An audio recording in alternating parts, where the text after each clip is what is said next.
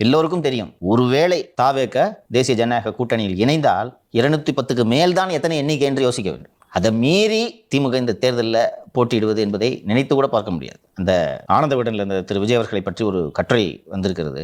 அதில் கட்சினா கஷ்டம்லாம் வரத்தாங்க செய்யும், அதெல்லாம் மீறி எந்திரிச்சு வரணுங்க, 20 நாளாக 15 நாளாக அரசியலே பண்ணாமல் படுத்து தூங்கிட்டு இருக்காதீங்க என்று ஒரு கட்டுரை வந்திருந்தது. அந்த கட்டுரையில் அவர்கள் குறிப்பிடுவது 1991 தேர்தலில் திமுக சந்தித்த பின்னடைவு. எந்த மாதிரியான பின்னடைவுன்னா, அதிமுக காங்கிரஸ் கூட்டணியின கரெக்டாக எலெக்ஷனுக்கு ஒரு சில நாட்களுக்கு முன்னாடி ராஜீவ் இறந்து போகிறார். மொத்த எலெக்ஷன்ட்டு மே மாதம் நடைபெறுவதாக இருந்தது தேர்தல்.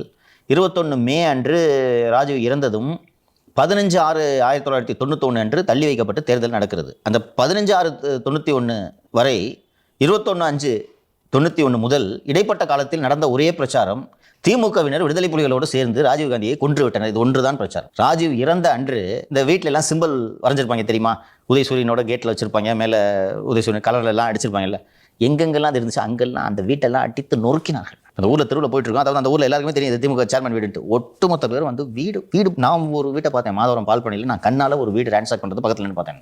சின்ன பையன் 14 வயசு எனக்கு, நான் கண்ணால் பார்த்தேன். அந்த தேர்தலில் திமுக பிரச்சாரமே பண்ணல. பஸ் முடிஞ்சு விடு போ போன்னு பண்ணிட்டாங்க. 96 அதே திமுக மாபெரும் வெற்றியை பெற்றது.